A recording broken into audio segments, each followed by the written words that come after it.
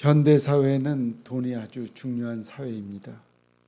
재물 때문에 울고 재물 때문에 웃고 뿐만 아니라 살고 죽기도 하는 위력을 우리 모두가 실감하고 있습니다. 이처럼 돈은 중요하게 여기는 현대인들의 모습을 나타내는 글이 있습니다. 돈은 나의 목자시니 내게 부족함이 없으리로다. 그가 나를 안락한 침실에 눕게 하시고 달콤한 술집으로 인도하시는도다. 내가 사망의 음침한 골짜기로 다닐지라도 해를 두려워하지 않을 것은 호주머니에 돈이 있음이라.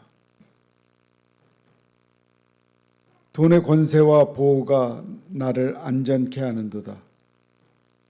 돈이 원수를 만들고 나를 괴롭게 하니 내 머리에는 항상 돈 생각으로 근심의 잔이 넘치는도다. 나의 평생에 욕심과 정욕이 나를 따르리니 내가 돈을 믿고 살다가 죽으리로다. 이 노래는 시편 23편을 패러디하여 현대인들의 물질 만능주의를 나타내고 있습니다. 이 노래를 그냥 웃어 넘기기에는 오늘 우리 사회의 한 단면을 여과 없이 주고 있습니다. 오늘 본문 말씀은 이처럼 현대인들에게 가장 중요한 것으로 여겨지는 재물에 관한 말씀입니다. 그리고 이 말씀은 물질 만능주의의 시대를 살아가는 그리스도인들에게 구체적으로 재물에 대해 그리스도인들이 어떤 마음과 자세를 가져야 하는지, 돈에 대한 우리의 잘못된 환상은 무엇인지, 돈에 대한 우리의 잘못된 집착이 무엇인지를 우리에게 교훈합니다. 예수님 주변에 모여든 무리 가운데 한 사람이 예수님께 자기 가족의 유산 분배를 문제로 삼아 해결해 주기를 간절히 부탁합니다. 그러나 예수님은 이 요청을 거절하십니다. 오히려 이 요청을 기회 삼아 비유를 통해 돈과 재물에 대한 교훈을 주십니다. 비유 속 한 부자는 자신의 밭에서 많은 소출을 얻게 되자 자신의 작은 옛 곳간을 헐고 더 큰 곳간을 지을 계획을 세웁니다. 그리고는 많은 재물을 그곳에 쌓아놓고 편히 쉬고 먹고 마시고 즐기려는 계획도 세웁니다. 이와 같은 계획을 세우고 있는 부자를 보시고 하나님께서 말씀합니다. 어리석은 자야, 오늘 밤에 너의 영혼을 도로 찾으리니 그러면 내가 준비한 것이 누구의 것이 되겠느냐. 이 비유를 통해 예수님은 자신을 위하여 재물을 쌓아두고 하나님께 대하여 부유하지 못한 자와 같습니다. 이 비유는 어리석은 부자의 비유라고 불립니다. 이 비유에 등장하는 부자가 하나님께 어리석은 자로 불렸기에 붙여진 제목입니다. 그렇다면 왜 이 부자는 어리석었다고 불렀을까요? 부자는 자기 자신에 갇혀서 살던 사람이었습니다. 부자가 자신의 마음속에 자기 자신과 나눈 대화를 기록한 17절과 18절 말씀 속에 내가라는 표현이 얼마나 자주 사용되었는지를 보면 이 사실을 알 수 있습니다. 내가 곡식 쌓아둘 곳이 없으니 어찌할까? 내가 이렇게 하리라. 내 곡간을 헐고 더 크게 짓고 내 모든 곡식과 물건을 거기 쌓아두리라. 이처럼 주님은 이 부자의 문제가 자기 자신 외에는 하나님도 어려운 사람들을 포함한 주위의 사람들도 보이지 않는 지독한 자기 중심성임을 알려주십니다. 또한 그는 자신의 많은 소출에 대한 감사의 표현도 하지 않습니다. 그에게는 하나님의 도움을 인정하는 모습도 찾을 수 없습니다. 오직 그의 관심은 자기 자신과 자신의 재물과 자신의 편안하고 즐기는 삶에 있습니다.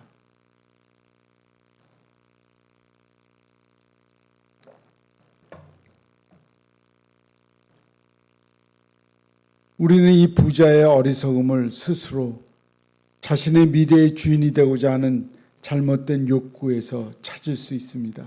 19절에서 말씀합니다. 주님은 또 내가 내 영혼에게 이르되 영혼아 여러 해 쓸 물건을 많이 쌓아두었으니 평안히 쉬고 먹고 마시고 즐거워하자 하리라 라는 부자의 말을 통해 그가 가지고 있는 가장 큰 문제를 보여줍니다. 부자는 자신의 미래를 위해 식량과 물품들을 준비합니다. 사실 이런 준비 자체는 어리석은 것이 아닙니다. 부자가 어리석은 이유는 자신의 돈과 재물을 통해 자신의 미래를 안전하게 지킬 수 있다고 믿었기 때문입니다. 자신의 돈과 재물이 자신의 미래를 책임질 수 있는 믿음, 그래서 편안히 쉬고 먹고 마시고 즐겁게 살 수 있는 것이라고 믿는 이 믿음의 근거가 잘못된 것이기 때문에 어리석다는 것입니다. 사람은 항상 시간의 주인이 하나님이심을 기억하며 살아가야 합니다. 우리에게 주어진 모든 시간과 우리에게 다가올 미래의 주인은 하나님이시며 그러므로 모든 것이 하나님께 있습니다. 사실 부자의 모습은 우리의 모습이기도 합니다. 우리는 우리 자신의 시간을 사용하기에 우리의 뜻이 우리의 미래에도 관련된 것으로 착각합니다. 나의 삶의 주인은 나 자신이라는 생각 속에 살아갈 때가 참 많습니다. 하지만 여러분에게 주어진 모든 시간이 주인은 하나님이라는 사실을 꼭 기억하시기 바랍니다. 여러분에게 다가올 미래의 주인도 하나님이시라는 사실을 기억하시기를 바랍니다. 그 어떤 재물도 여러분 미래를 책임져 주지 못합니다. 오직 시간의 주인이 되시고 미래를 주장하시는 하나님만이 여러분의 삶을 인도하시는 여러분의 미래를 책임져 주실 것입니다. 제가 오늘 우리 교회 성도가 옷을 새 옷들을 잔뜩 갖고 왔어요. 그래서 오늘 오신 분들은 맞는 거는 한두 번씩은 모두 가졌을 겁니다. 벙어리가 됐어요. 맞잖아요. 제가 진실을 얘기하는 거죠. 얼마나 좋아요. 성도가 성도에게 나눠주는 것. 네? 아주 오늘 예배도 찬양 예배가 이제 여름 8월 달에는 쉬는데 아주 뜨거운 봉사를 쫙 성도들한테 보여주었습니다. 아멘 하는 분은 좀 본을 받겠지만 아멘을 안 하는 분은 그러면 안 돼요. 옷 안 갖고 가죠. 말은 안 하면서 다 갖고 갈 건 다 갖고 가죠.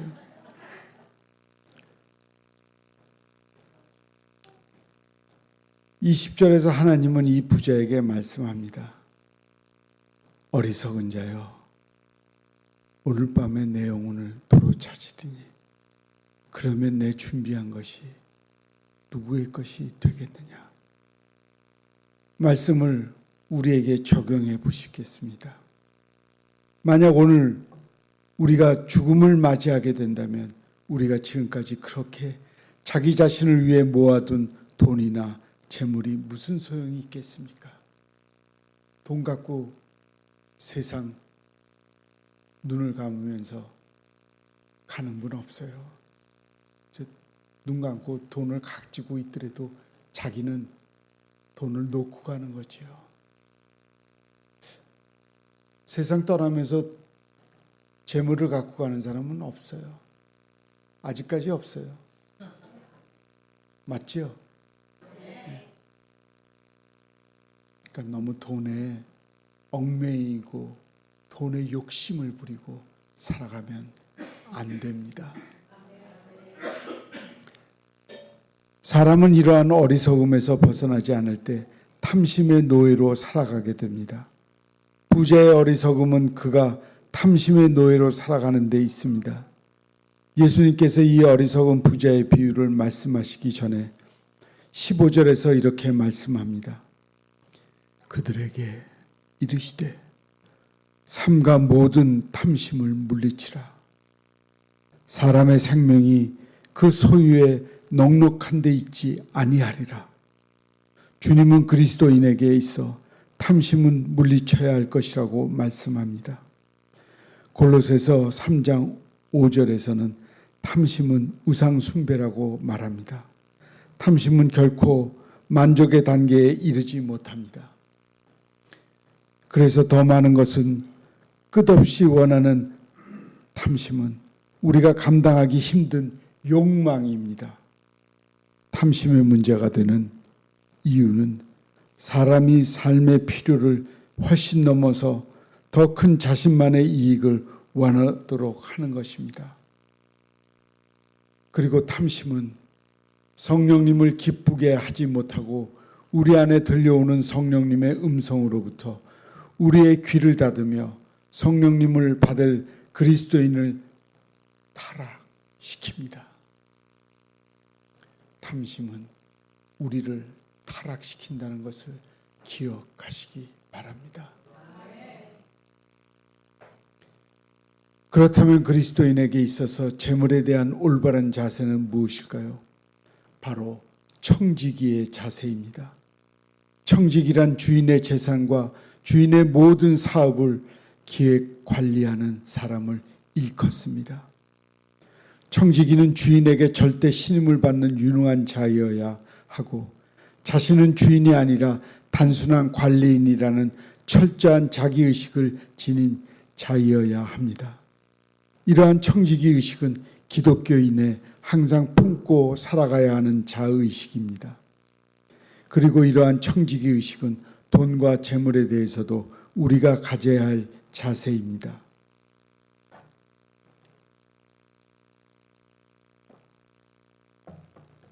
청지기 의식과 청지기 자세는 우리로 하여금 하나님이 우리에게 선물로 주신 돈과 재물들에 대하여 탐욕을 품지 않게 합니다. 재물을 자기 자신과 자기 자신의 미래만을 위해 자기의 헛간에 높이 쌓아두지 못하게 합니다. 그래서 청지기 의식은 그리스도인을 재물이 많으나 적으나 항상 감사하며 살아가게 합니다.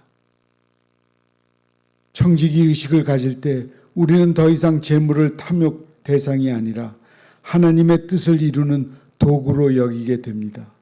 청지기 의식은 나의 소유를 가난하게 하고 고통받는 주변의 이웃들에게 사랑과 기쁨을 나눠주게 하며 주님의 뜻에 사용하게 됩니다. 그리고 이러한 삶을 살 때 우리는 재물에 대하여가 아니라 하나님께 대하여 부여한 사람이 됩니다. 세상이 주는 작은 기쁨이 아니라 하나님으로부터 주어지는 참된 하늘의 기쁨을 누리게 됩니다. 제가 전에 설교할 때 말씀을 드린 적이 있습니다. 어느 산으로 여의사가 자살하려고 산으로 갔어요. 목매기 전인데 아주 아름다운 소리가 그 산 밑에서 들리는 거예요. 도대체 이 소리가 무슨 소리가 이렇게 아름다울까? 노래는 노래인데 세상 노래도 아닌데 너무나 아름다워서 죽기 전에 이 노래를 들어보고 내가 세상을 떠나야 되겠다. 그렇게 마음을 갖고 걸어 내려갔습니다. 그 소리가 나는 곳에 딱 도착하니까 학고방 집이에요. 문이 닫혀 있는데 학고방 집 문 있잖아요. 그 문짝 허스름해가지고 있는데 거기서 그렇게 아름다운 소리가 나는 거예요. 문틈으로 싹 보니까 식사하기 전에 노래를 하는 거예요. 그분이 보기에 왜 노래를 하나 했더니 감사의 노래를 하는데 그게 바로 찬양이었어요. 어렵게 사는 분이 이렇게 아름다운 노래를 부를 수 있을까? 하나님을 믿는 귀한 사람이었습니다. 그래서 그 찬양을 듣고 자살하려던 여의사가 자살을 포기하고 여의사가 하나님을 믿고 세계 전역을 다니면서 복음을 전하는 전도자가 됐습니다. 하나님을 믿는 하나님의 자녀들은 하나님의 뜻을 따를 때 놀라운 하나님의 영광이 드러나게 되어 있습니다. 사랑하는 예비 성도 여러분, 주님은 우리를 하나님의 자녀요 하늘나라의 거룩한 백성으로 불러주십니다. 그리고 우리가 이 땅에서 주님의 것을 지키고 다스리는 청지기로 불러주십니다. 이에 걸맞는 위대하고 복된 삶을 누리는 저와 사랑하는 여러분이 되기를 원합니다. 그럴 때 우리는 세상이 줄 수 없는 하늘의 가치를 누리며 살아가게 될 것입니다. 아멘.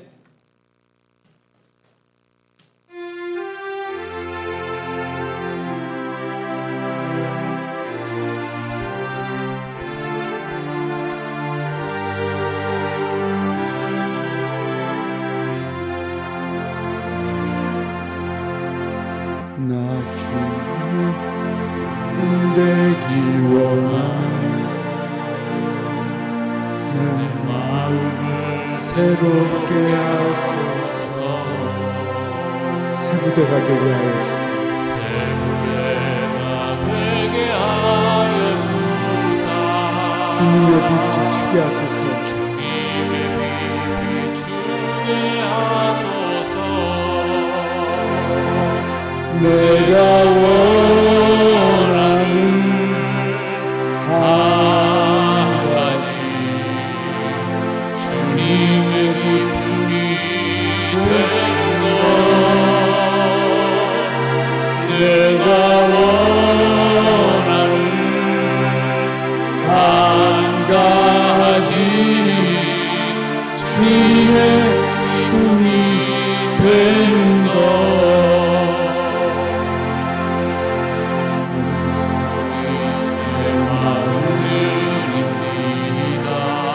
나의 모든 것 받으소서. 나의 모든 것 받으소서. 나의 마음 깨끗게 씻어주사. 주의 길로 행하게 하소서. 주의 길로 행하게 하소서. 내가 원하는 한 가지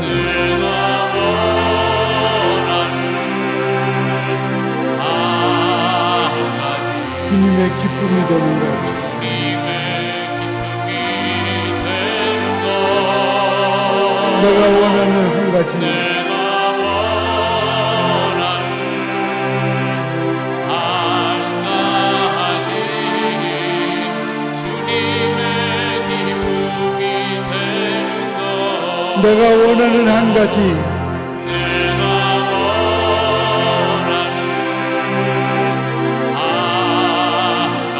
주님의 기쁨이 되는 것. 주님의 기쁨이 되는 것. 내가 원하는 한 가지 내가 원하는 한 가지 주님의 기쁨이 되는 것. 주님의 기쁨이 되는 것. 기도하겠습니다. 어리석게 살아가는 부자처럼 그렇게 살기를 원하지 않습니다. 우리의 삶이 주님의 기쁨이 되기를 원하오니 우리가 주님의 기쁨이 되기 위해 겸손하게 나의 모든 것을 주님께 내려놓고 주님의 빛을 비추며 살아가게 하옵소서. 예수님의 이름으로 기도합니다. 아멘.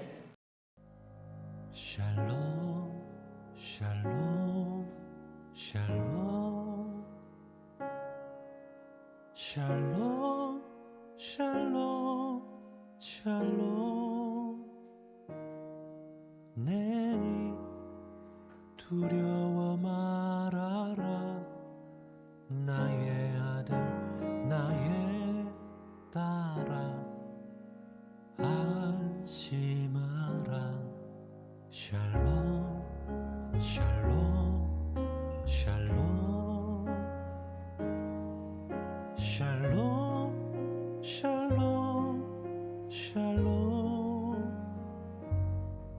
나의 평안을 주노라 세상과는 다른 평안 두려워 마라 샬롬